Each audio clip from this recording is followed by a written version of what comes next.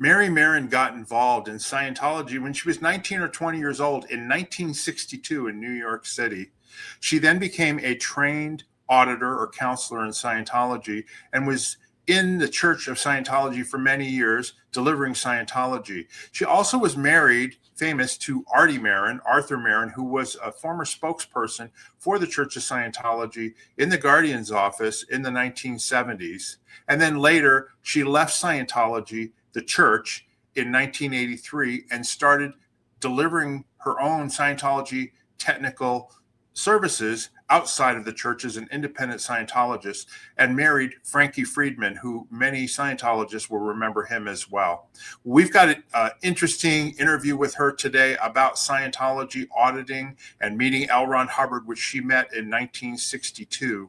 And I think you're going to find her stories very interesting. We're going to be doing a whole series of interviews with her.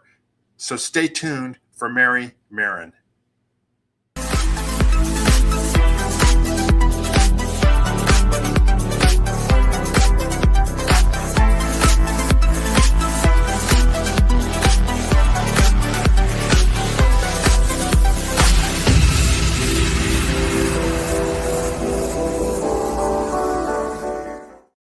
Aloha, aloha, everybody. How you doing today? This is Mark Fisher on Scientology Peeling the Onion, and I'm here with my co-host, Janis Gillham Grady. G'day, Janis. G'day, everyone. G'day, Mark. And it's a beautiful day. It certainly is, and we've got another new guest here today, which I think people will find interesting, right? We do. Her name is Mary Maren Friedman. She was married to two very popular men in Scientology. One was Artie Maren and one was Frankie Friedman. So she's got lots of history. She got into Scientology in 1962.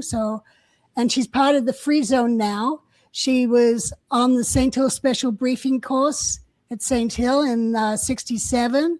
And she also was on the Royal Scotsman at the same time as me in 1968 when L. Ron Hubbard, was teaching the Class 8 course. So she was one of the original Class 8 students. So, and she's still a Scientologist, well, not in part of the official church, but she follows Scientology technology and also has done Captain Bill OT levels that he got from Hubbard's writings. So let's bring on Mary Maren Friedman. There. Hi, Mary. How you doing? Hi, great. Doing fine. Thanks for having me. I'm glad you're here. Thank you for coming on. This should be fun, talking about why you got into Scientology, your training, what you thought of all that, and meeting Hubbard. So we'll just go to the beginning of the incident. And Right. Okay. Yeah. Okay, well, it started when I was a kid that I knew the whole world was crazy. I realized the whole world was crazy. That was one of my first major cognitions about being on this planet. and I told that to my mother. I said, Mom, the whole world's crazy. And she said, really? How do you know that? I said, well, because my friends have trouble in their families, and you and Daddy fight a lot, and my boyfriend's parents are insane, and all these things that are people killing each other, wars, the whole world is crazy. She said, what are you comparing it to? And I didn't have an answer on the tip of my frontal lobes.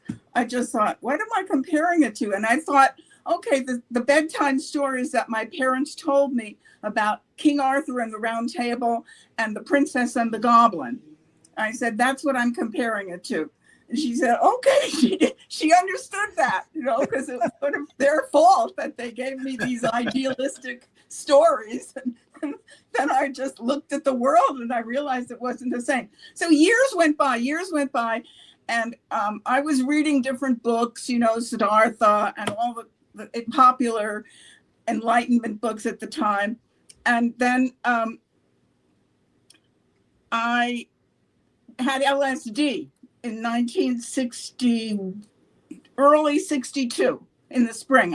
Somebody gave me LSD in a sugar cube. It was a combination of LSD, mescaline, and the magic mushroom. This was in New York, because I'm from New York. You might notice that.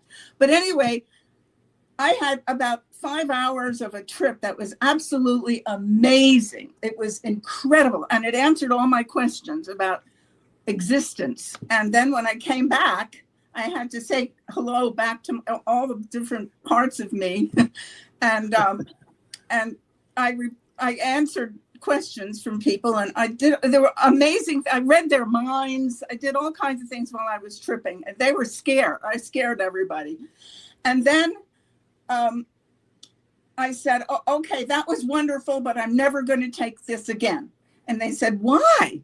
I said, because it answered all my questions except one. What's that? How do I get there myself? That's what I want to find out. I don't need a sugar cube to do it for me. I want to do it. Okay. So 4 months later, I was in dance class, so happened at Carnegie Hall building, and they had classes there. And I was going around New York doing dance classes because I love dancing. And I was in a primitive jazz class. And the piano player for that class was a Scientologist. And so was the drummer, not a Scientologist, but I knew him. He knew the piano player, but he wasn't in Scientology, but the piano player was. Anyway, Mike, the drummer, was there that day, and the piano player wasn't there. And there was a girl in the class. Her name was Marian. And she was talking with me because she knew Mike and I knew Mike. And I noticed there was something different about her.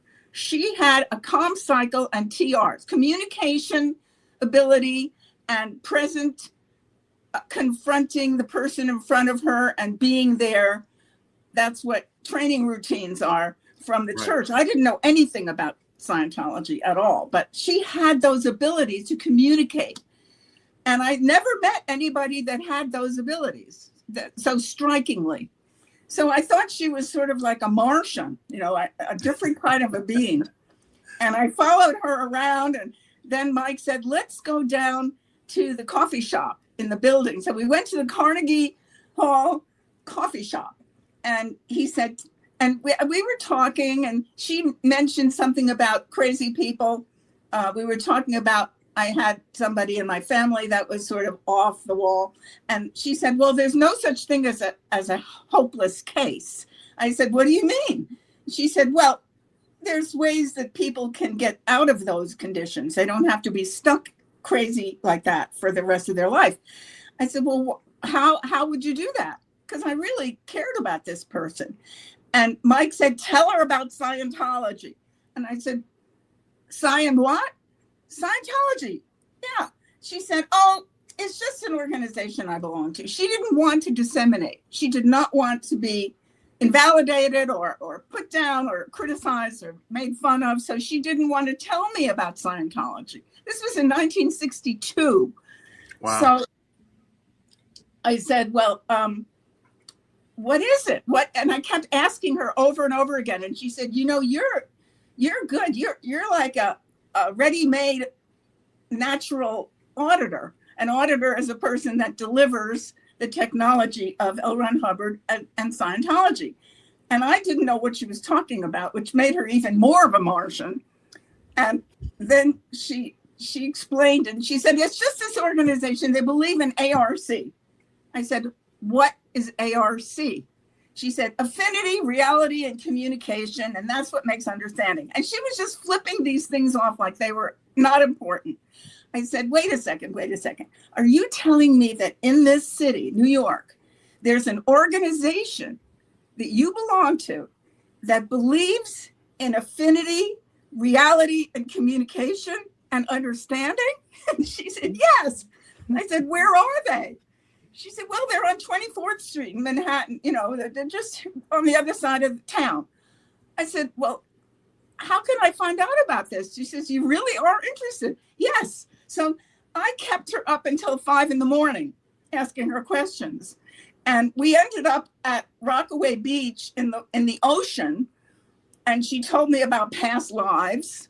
And it was almost like born again, in the water.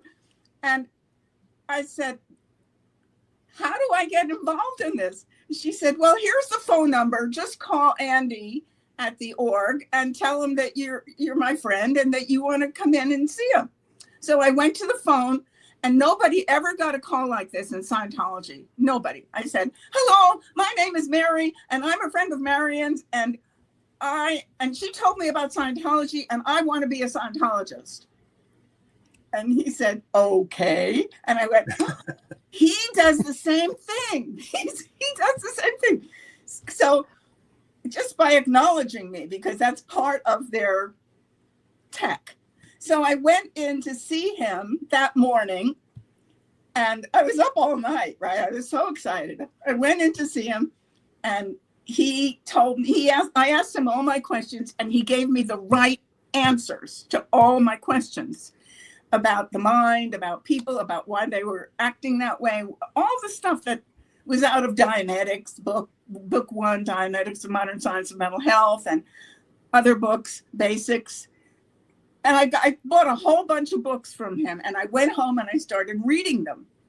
And every few pages, I was living with my mom, and hey, Mom, listen to this. Hey, Mom, listen to that. Listen to this. And I just kept learning what Ron was talking about. He was called Ron in those days, by the way. Yeah. And it was just like a continuous revelation of truth to me, to understand what was going on with the human mind. And I went in and I got on the communications course. It was a course for new people. It was the personal efficiency course. It was before the communication course. You learned just the basic beginning things. And it had things about the tone scale, where you find out about where a person is sitting with their chronic emotional reactions to life and the environment, whether they're sad or happy or bored or whatever. And you can place them anywhere on this scale, but it's where they are chronically, not momentarily, because they're surprised about something or they're hit with a disappointment. It has to be a continuing basic kind of wavelength that they're on. And that's where you can place a person. And I was learning all these things. I thought it was fascinating. And then they had 15 minutes where you had to sit and confront somebody in what they call TR0, which is just sit there and be there and confront another person. 0, just nothing, just be there. So I was nervous. I didn't know who they were going to pair me up with. And they brought me in front of this sort of heavy set, big truck driver type guy. And I was not comfortable at all with this kind of a person, having to stare at him for 15 minutes. And that's how long the drill was, 15 minutes. I had to sit there and stare at him. I thought I was going to die. I really thought I would not survive this. And at the end of the 15 minutes, and I think we went back and forth. No, we didn't go back and forth. We just did 15 minutes because he was doing the same thing I was doing. And then I went home sick, feeling sick. But sucker that I am, I came back the next night for the next PE course, personal efficiency course. And I had to sit down in front of this same guy another 15 minutes. And then I went home feeling upset, but not physically ill. Third night, I came back because it was 3 nights. Third night, I sat there looking at this guy again. So far, I had not said one word to him, not one word, not even hello. I sat there and I looked at him, and all of a sudden, out of nowhere, I fell in love with him.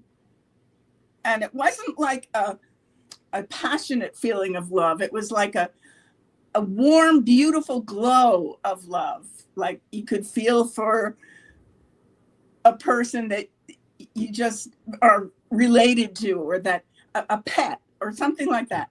And I just loved him. And then I loved everybody in the PE course. And then I loved everybody as I was going home on the subway. I loved everybody everywhere. And this lasted for 2 months. 2 months I was in love.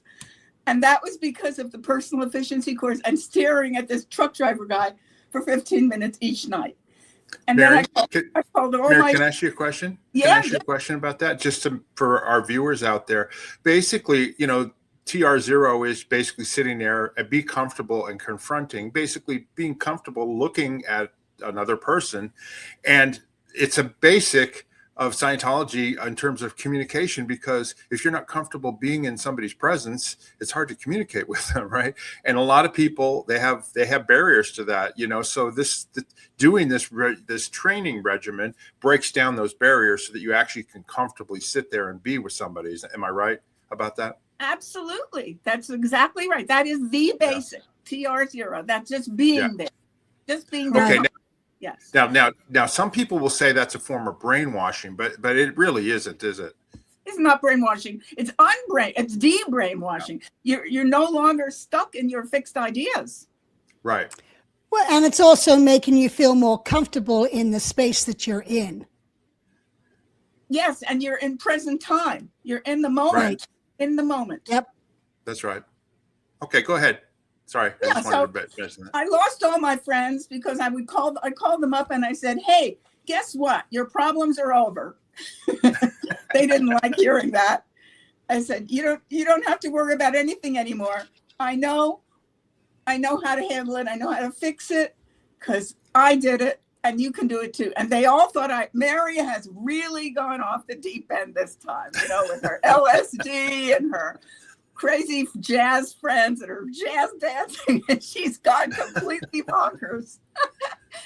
So I lost my friends. I got some of them back, but some of them just thought I was a hopeless case, but that's how it was. And then that was the summer of 1962. And then I went back to the organization. I didn't think of it like a church. They called it the org. That's what I think of it as. I mean, I was raised Roman Catholic. I wasn't particularly religious, but I did believe in God and the basic things. They don't teach you much of the Bible or anything, but it didn't conflict. It was just being more aware, basically.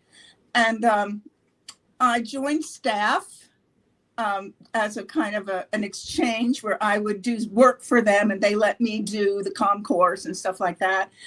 And I had, as a staff member, I had my first session, which was a withhold session. Oh, no, before that, I was connecting up with some of the people that were involved from the dance class. Gene Hobel was the piano player, and he lived in Manhattan, and I was there all the time. So that's my excuse. But anyway, I was in Manhattan all the time with my classes and what I was doing. And I would be up at their place, their apartment on West End Avenue, and they would be talking about Scientology because his wife, Lynn, had just come back from being trained as an auditor, which is the counseling person that the church trains you with the technology to be able to help other people. And right. She came back from what, St. Hill? No, she came back from Washington, D.C. There was no academy in New York at that time. Okay. So she came back from D.C.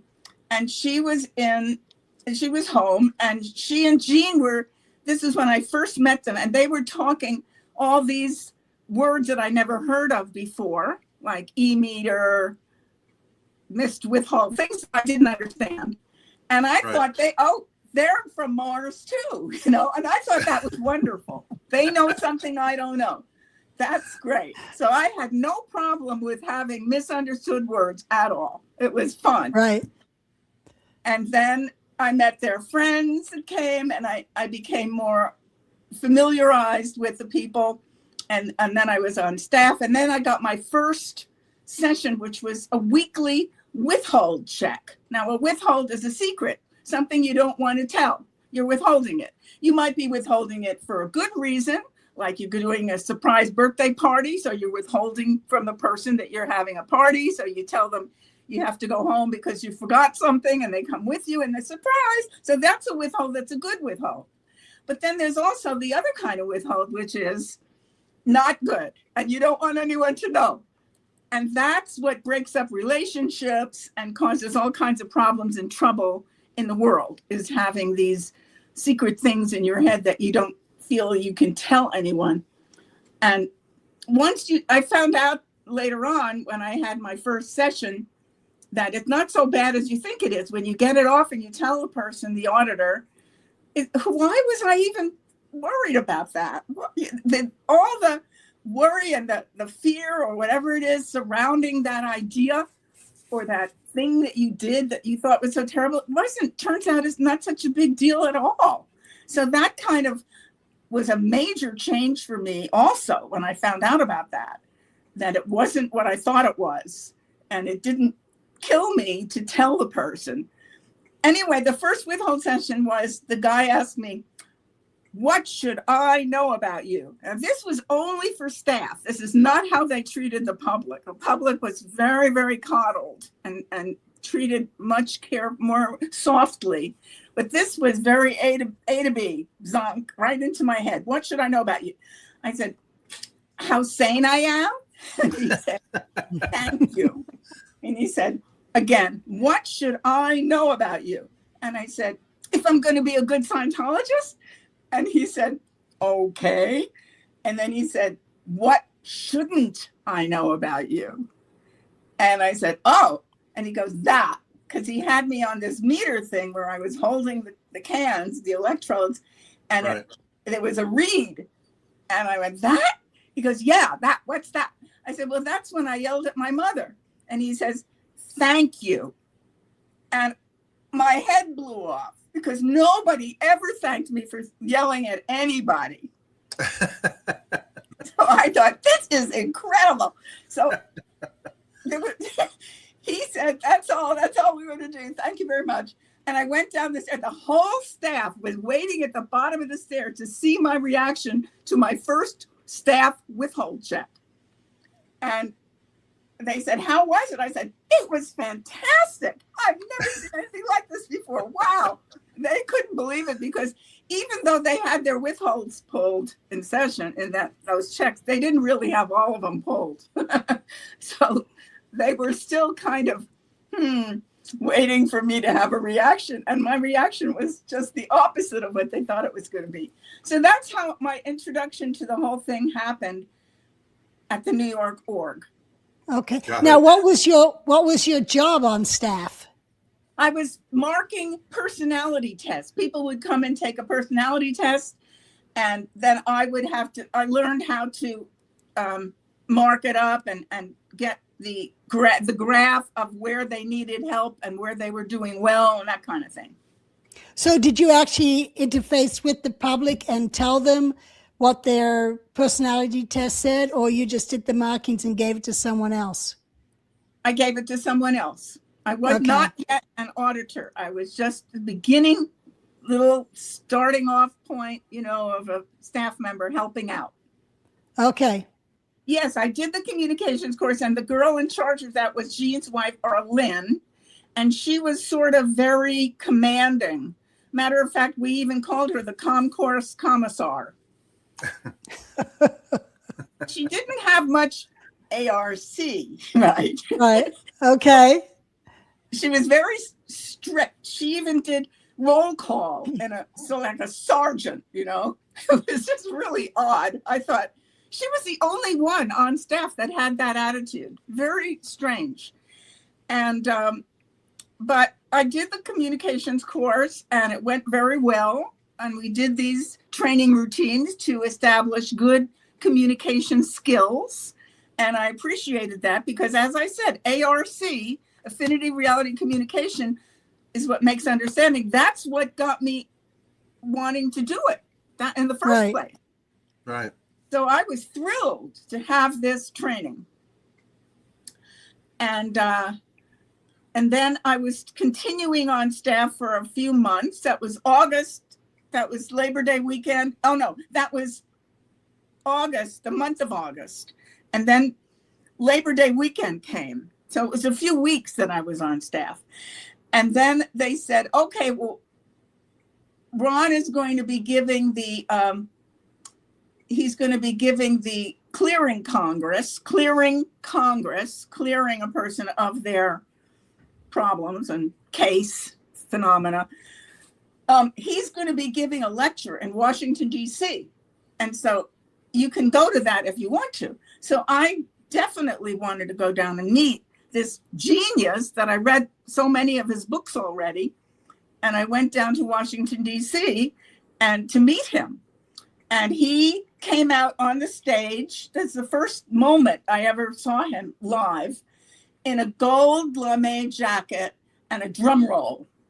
It was very dramatic. Came out and he talked to the audience, and he taught us about more things that involved problems that people had in their head, regarding suppression, feeling suppressed.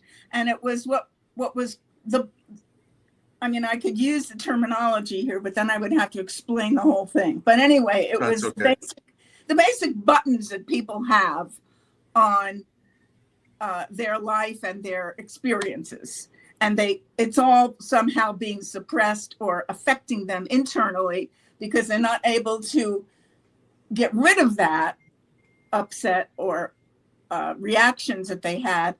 They're just feeling it. So these buttons, when you ask them, so what's been suppressed, what have you felt you had to be careful of, what didn't you say, things like that, it would open up all this suppressed garbage that they're carrying around with them, and they would feel better. It would blow off. So that was the first process or technical data that I learned from LRH, L. Ron Hubbard, at this big Congress that must have had about 2,000 people in the hotel. And so I went through that whole thing, and we had drills that we did and all kinds of amazing things that we studied during that weekend. And then there was a reception where he greeted people. And I walked up to him and I said, I'm going to be an auditor. And he said, thank you. And he had red hair at the time, and his hair went poof, like that. I noticed red hair. And that was my first moment of meeting him and shaking his hand. And then the guy that Ed Lefson was a guy that was at the Congress and later on did some other things, wrote some books with another person who was on course with me. Anyway, he was at the Congress, and he kind of adopted me as trying to help me get around and meet people and acclimate to the general environment of Scientology. And he said, when are you going to get your first intensive? I said, intensive? What's that? He said, auditing, a bunch of hours of auditing. I said, oh, no, you don't understand. I'm not here to get auditing. I'm here to become an auditor. That's what I'm here for. And he said, no, yeah, but you have to get auditing too. I said, why?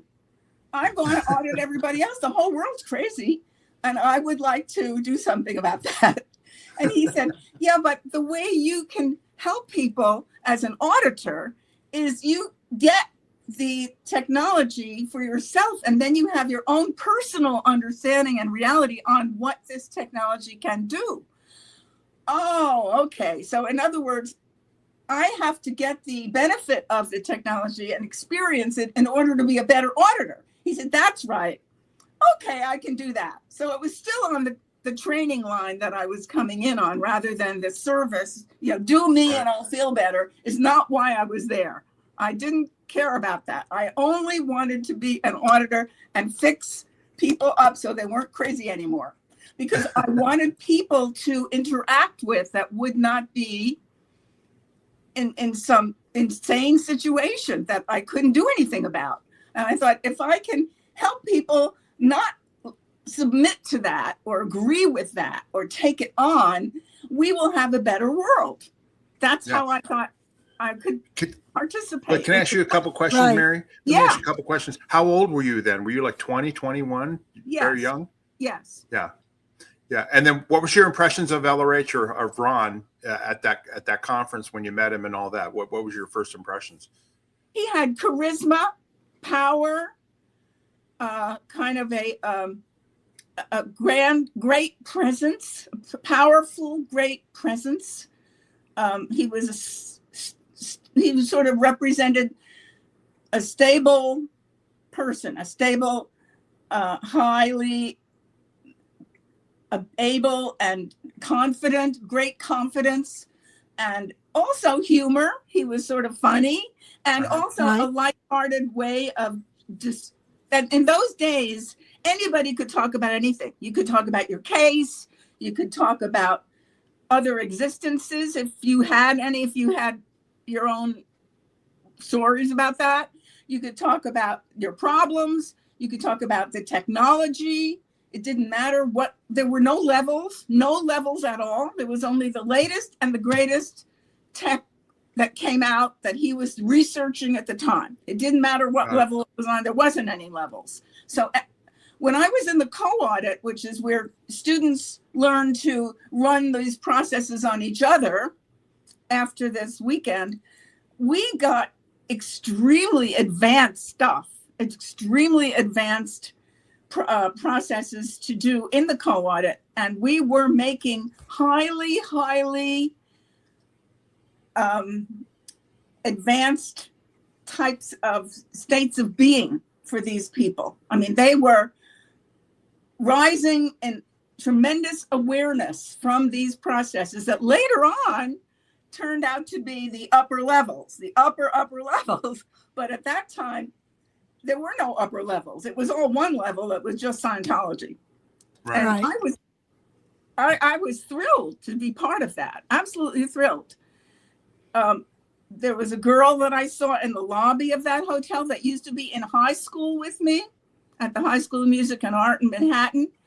I recognized her. I thought she was the most beautiful person I'd ever seen in my life. I mean, had hair, blonde hair down to her hips, blue eyes that wrapped around her head. I mean, she was amazing.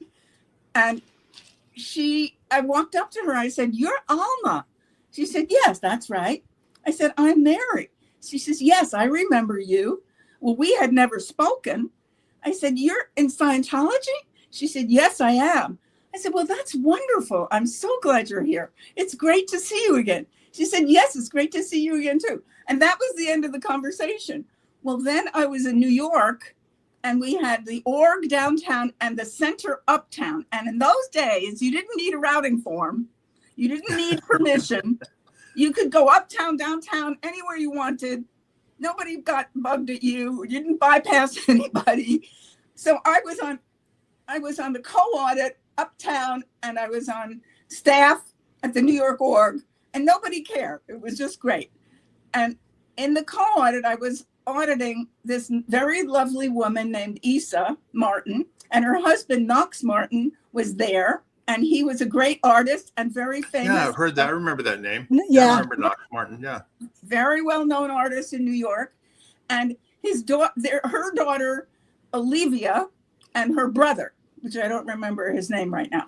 But I was auditing Olivia, and Isa was auditing me. So the Martin family was kind of a stable part of that co-audit. Right. And one day Olivia was talking about her sister again. And this time she used the name Alma. And I went, "Oh my," I kept my PRs in. I said, "Thank you." But in my head, I was jumping up and down because I realized that Alma Martin, who I knew her name, but I'd never connected the Martins with Alma, that was her family. See, there was some kind of incredible connection that I didn't realize. Yeah.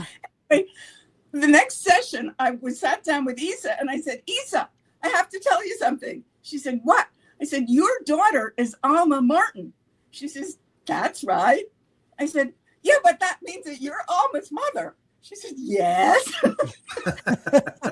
I said, "And Isa and Olivia is her sister. I'm auditing Alma Martin's sister." She says, "That's right." She didn't know what I was going on about. She said, "Would you like me to bring her in the next time we meet in the co-audit?" I said, "Yes," because I didn't even know she was in New York. I thought she lived in Washington. So she came the next time, and we became very close friends after that. And we realized that we knew each other in earlier times, other places and times, we knew each other Right. as, not intimately, but just as being involved in a kind of a heavenly place and state of being. And that's how we recognized each other, even in high school, and we didn't even know why. Right. Huh. I know. Now, Mary, Knox Martin, years later, he did a mural on the wall of Celebrity Center when they moved into the La Brea building.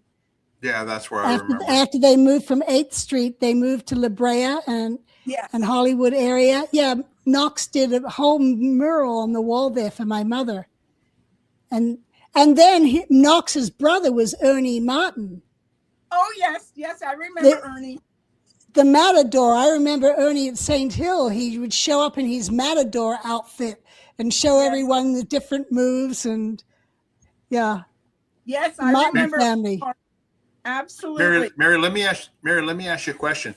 When you first started doing the co-audit, when you were doing and you were receiving, your first processing, tell our viewers what that was like, and then also tell them what it was like to actually to audit your first person, where you were delivering the processing. What was that like?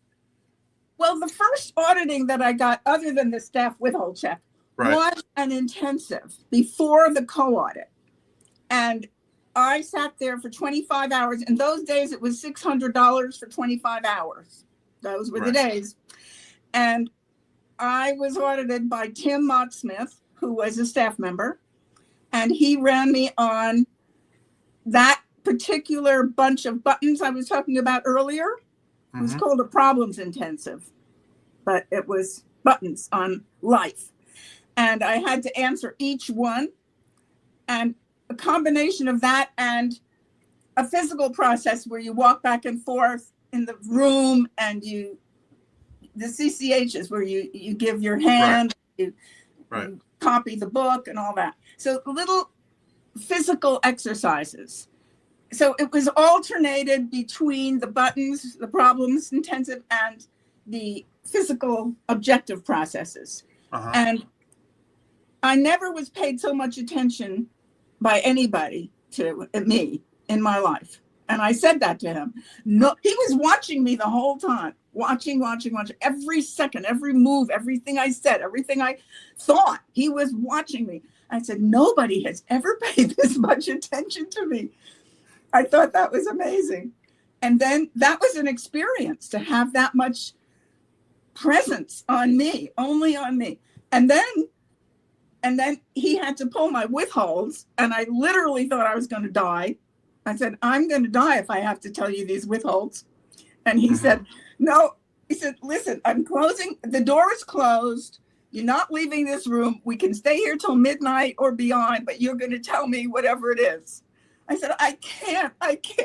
And finally, I blurted it all out. I just listed out things and all these things that I didn't want to tell. And I told him, and then he said, thank you.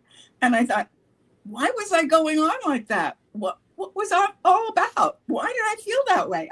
Who cares? It lost all its significance, all its importance, and all its energy.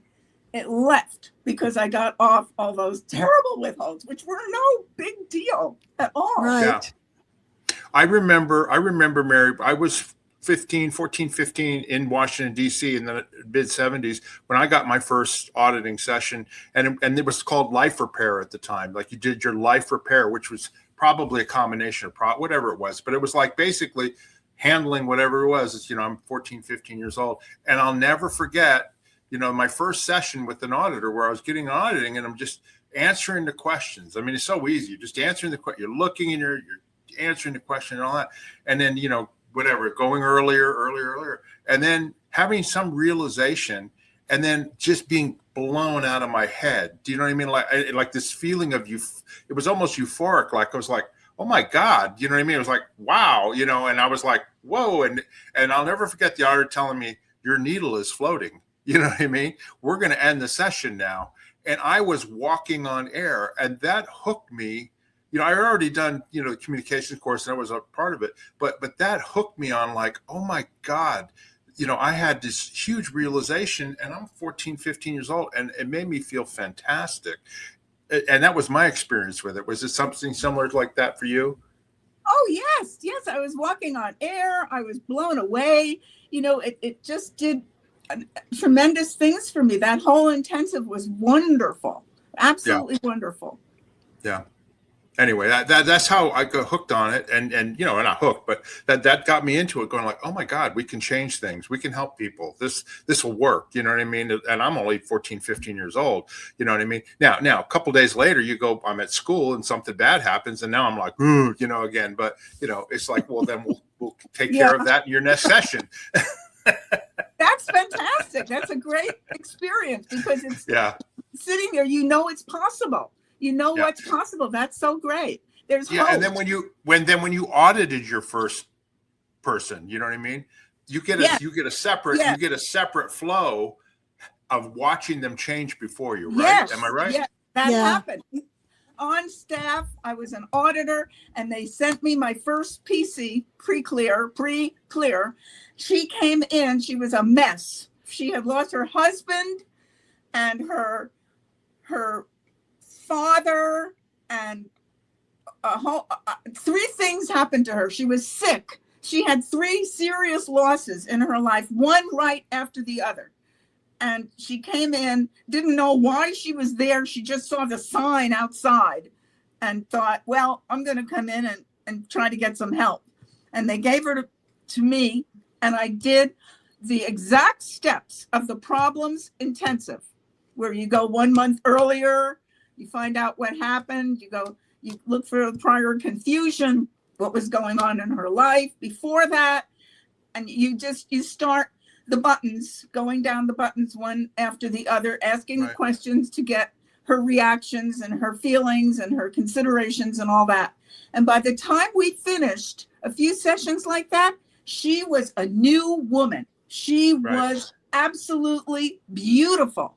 It was a whole different person than what walked in the door that day. Yeah.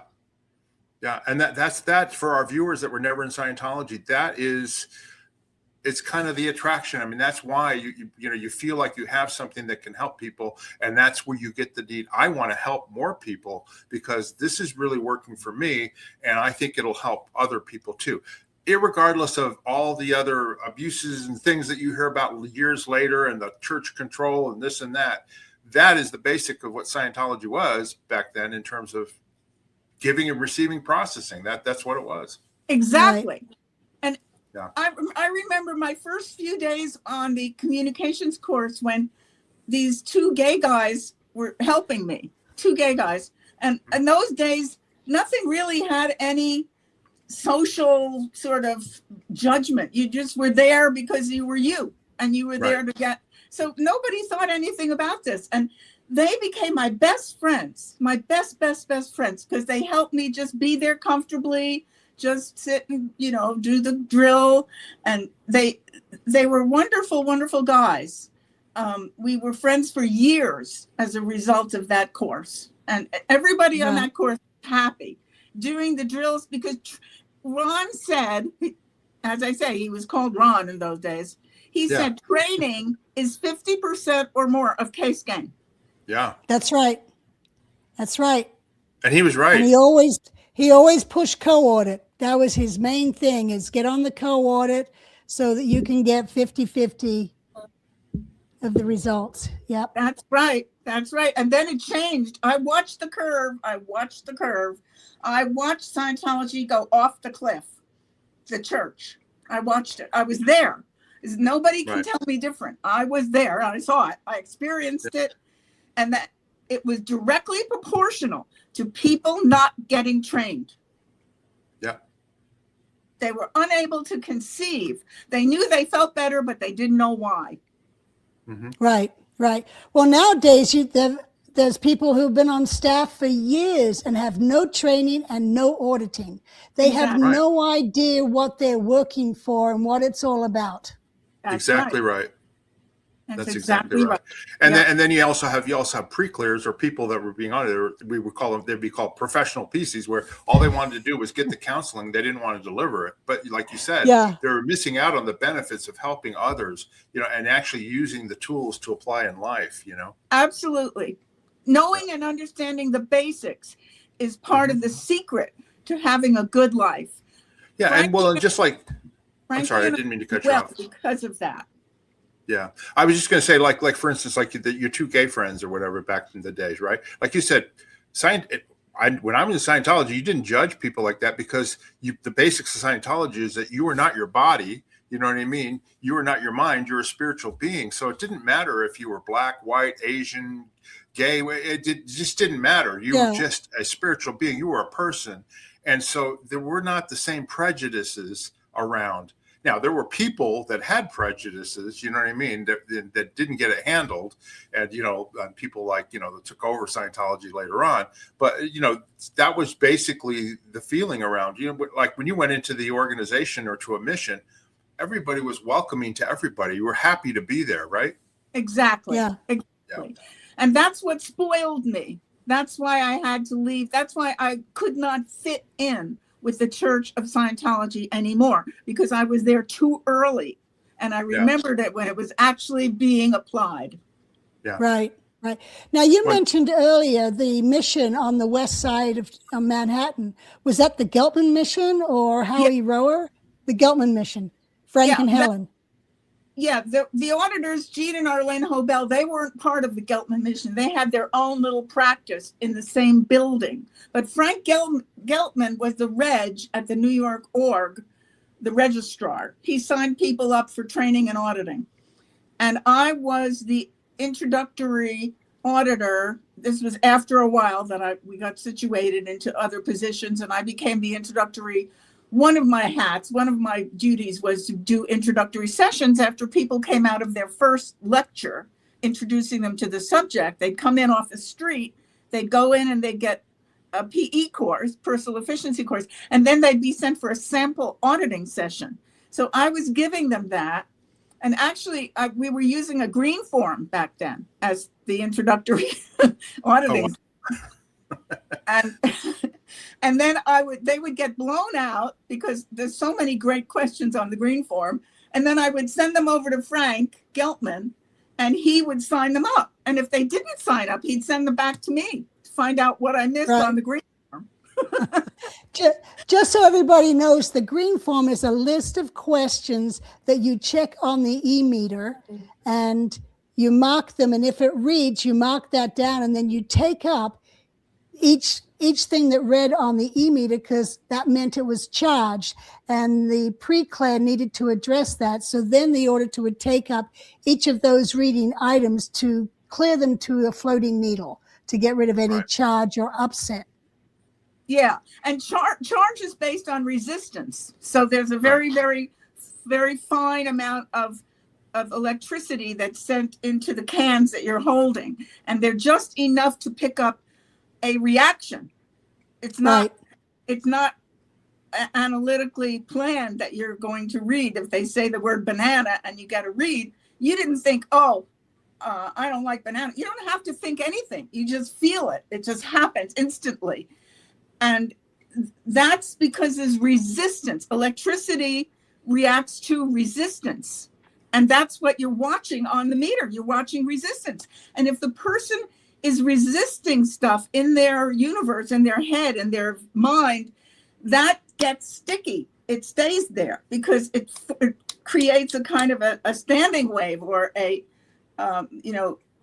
there and you don't want it to be there. And the more you don't want it to be there, the more it's there. Like, try not to think of an elephant. Keep trying not to think of an elephant all the time. You're going to get a bigger and bigger elephant. Right. So that's how charge works. And the meter reads on that.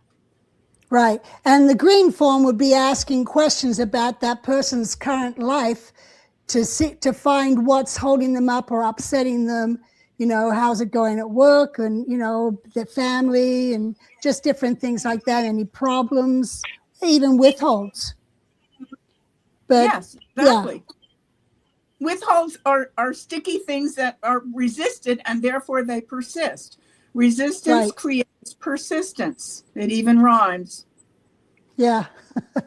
What you resist will persist.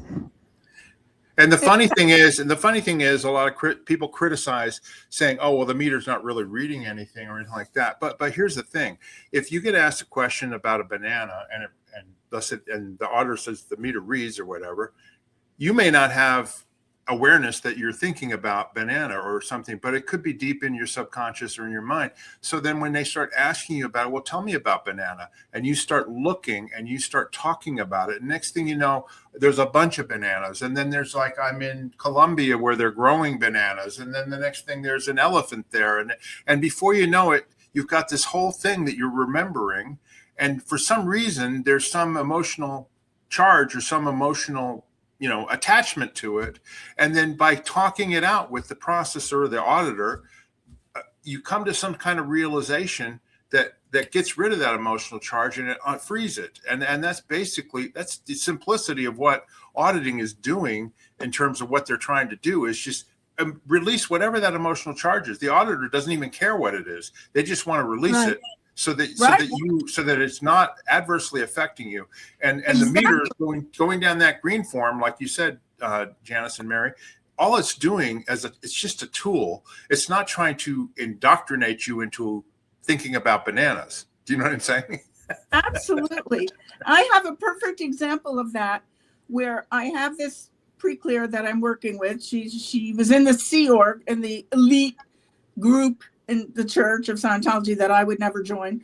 And she was there for over 10 years, and she never got auditing. They would not audit her for whatever reason. They didn't put her in session. So she came to me out here in the Wild West and asked me if I would give her some auditing. So I said, sure. So I started working with her, and I found that she had something going on. She always seemed very bright and uptone and friendly and happy, but I started questioning her about stuff, and I found out that there's a layer underneath the good part, which is sad all the time, an underlying sadness. And she didn't know why it was there, but she would be, when she was with people, she would come out of that and she would extrovert and she would be herself. But then when she was alone or in between busy things to do, she would feel this sadness come back in, and she didn't know why. She had it all her life. Over 50 years she had sadness, over 50 years. So I took it up and I started asking her earlier, similar times she had this feeling, and how far back does it go? Sadness is a break in affinity, reality, and communication of long duration, according to the technology, that it's upset that has been going on for a very long time. And that's why the person ends up with chronic sadness, not just momentary, but long-term. So I followed it all the way back, and I'm down to her early childhood, early childhood, toddler time, preschool, then I got back to infancy. And I'm thinking, I hope she remembers some of this, because she'd never had any auditing before. But she did. She said she had this feeling when she was a little tiny baby, because her sister was around, and her sister was very upset that she was no longer the center of attention. But she didn't say that, but it was the feeling that she had, like somehow later on in life, she realized that this was the problem that her sister had with her. It wasn't anything personal about herself. It was the fact that her being the center of attention was no longer around. She wasn't important anymore, because this new thing called a baby was in the family. Right. And she realized all of a sudden she recognized, she said, oh my God, the sadness that I was feeling, it wasn't even mine. It was my sister's. She was the one that was sad all the time, because she didn't do anything. She didn't do anything to hurt her. She wasn't trying to be mean to her. She was just feeling the loss of her position. And that's what transferred into this baby. And she didn't know this. She just picked up on it.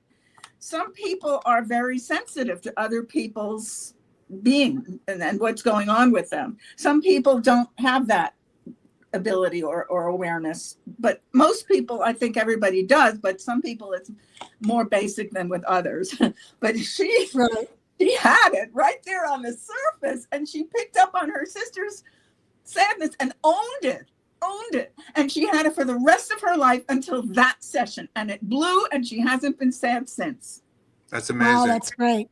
Yeah. So Mary, one of the things you mentioned, this woman that had this basic sadness or condition, leave or whatever, a lot of the criticism that a lot of our viewers who've never been in Scientology before have, a lot of the critics that are on, or people that are criticize Scientology on YouTube or on the internet or whatever, it's always been my contention is they never got any auditing themselves. All they got was sec checking, security checking. In other words, looking for their crimes and their enemy actions and their withholds and all that, because the whole church shifted, later to looking for the people that are trying to destroy us. And it became a different point of view. And so you constantly were being barraged with, what crimes have you committed, as opposed to, hey, what's your problems that you want to deal with and that we can help you with? You know what I mean?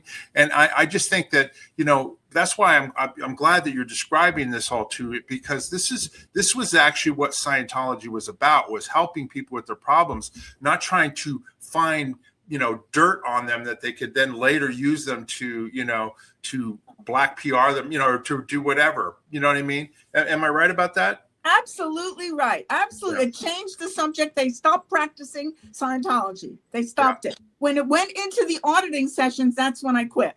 I left. Because Scientology was crazy around me, but that was green on white.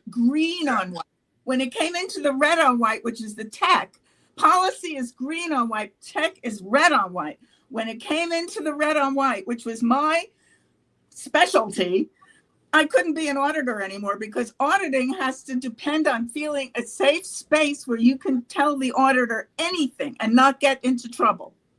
You're absolutely right. And also for our viewers, the auditor is not there to evaluate for you or to invalidate what you say. If you say you were Napoleon Bonaparte 3 lifetimes ago, that's not for the auditor to go like, that's crazy. Are you kidding me? You're not Napoleon Bonaparte. It's whatever the person tells you. It's their significance. It's not the auditor's significance. But then when you become a sec checker, a security checker, you're looking, that auditor is no longer a safe terminal or safe person for you anymore, because they're looking for your crimes. You know what I mean? So you don't feel as willing to talk about your problems and talk about things to somebody who's trying to get you in trouble in your mind. Do you know what I mean? Yeah, it's no longer a safe space. Yeah, interested in your own case and willing to talk to the auditor. That is the definition of being in session. That's right. Right.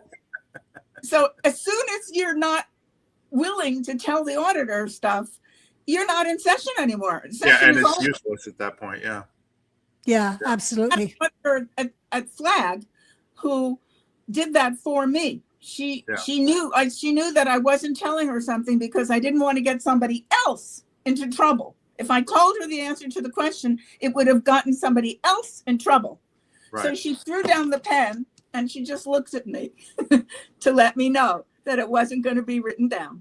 Yeah. Janis, have you got any opinions regarding this? Well, I know I've talked to David Mayo about it, and he told me that there were certain things PCs would say that he would not write down because he knew the Guardian's office was going to go through PC folders and try and dig up whatever dirt they could.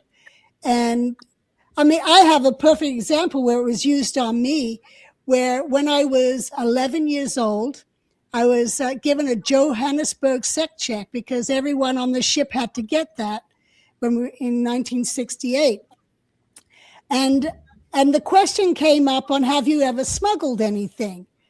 And I kept saying no, but it kept reading. So I said, well, when I came through customs in Valencia, I had my brother's air rifle in the bottom of my suitcase, and it was locked in there.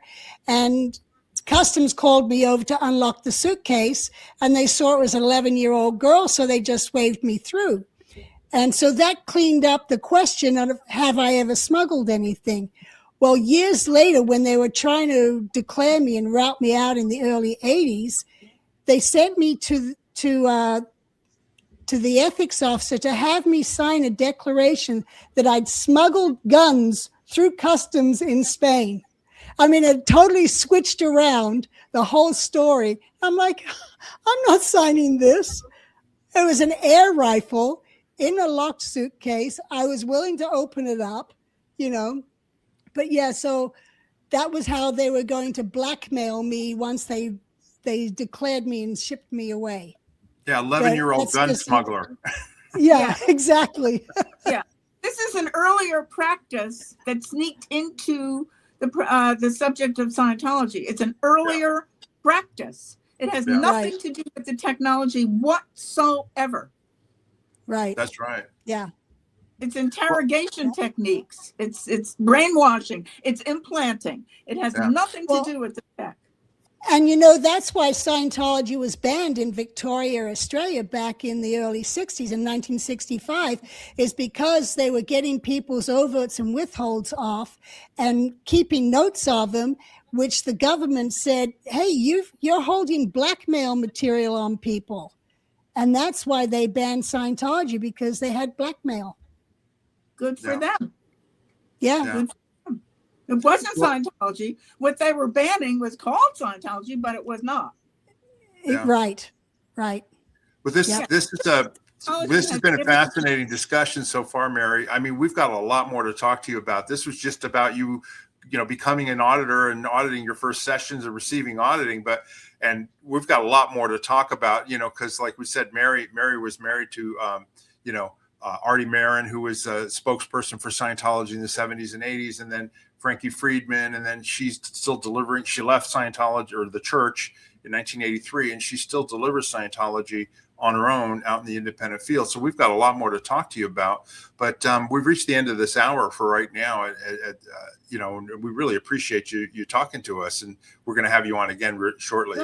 My pleasure. It's a lot of fun talking to you guys, and I'd say that the basic message here is that the Church of Scientology has given the subject of Scientology a bad name. Oh yeah. Yep, I can definitely agree with that. Totally agree. Anyway, I want to go ahead and promote a couple of things. You know, if you're interested in more stories like this, we've got Janis's book. You can get an autographed copy of Janis's book, Commodore's Messenger. This is book 1. A Child Adrift in the Scientology Sea Organization. Just down below, you just go down to our merchandise store and click on it. You can order this book and then also the second book, which I'll show shortly. And you can get an autographed copy of it where Janis goes into her story as a child in the Sea Organization and tells the history and has lots of photographs. That is Janis there walking on the Apollo, right, Janis, with L. Ron Hubbard? Yes, that was on the Apollo. Yep. And then this is the book 2, where she continues her story. And this is, Writing Out the Storms with L. Ron Hubbard. And that's Janis when she was a teenager with L. Ron Hubbard, when she was his messenger, one of his messengers, and was with him 6 hours a day, 7 days a week, you know, for many years, you know. So, you know, it's like I like to tell people, I don't think anybody spent more time with L. Ron Hubbard in the 1970s and, you know, than Janis and the other messengers that were around him. So if you want to, you know, get some information and stuff and learn the history, you can get autographed copies of these books. Just go down below to our merchandise store, click on the link, and then Janis will mail them out to you anywhere in the United States, right, Janis? Yeah, in the U.S. If you want them from other countries, best go through Amazon. Yeah. So anyway, I just wanted to mention that. Anyway, we appreciate Mary being here. We're going to have her back. The other thing I wanted to mention is please subscribe to our channel if you haven't already. Janis likes to say, rock slam that like button and hit that notification button. So that way, when you know when our next videos are coming up, and we really appreciate that. If you have any questions or comments about what we talked about today, please go down below. We read them all. Janis answers them. I answer them. And we're interested in your feedback on our show here with Mary. So please do, if you have something you'd like to say, please say it down there. And then last, like I say, if you want to support our channel, you can buy us a coffee. There's a link in the video description down below. You click on it. It's just a way to offset the expenses we have with the channel so we can continue to do this. Nobody's really making any money on it. But if you want to support us, you can buy us a coffee. Have you guys got anything else, Mary or Janis, before we end off this video? No, I think it was great. I enjoyed this talk with Me too. Mary. Me Yeah. too. I enjoyed it very much. I'm looking forward to the next one. Bye, everybody. We'll see you next time. Bye. Bye.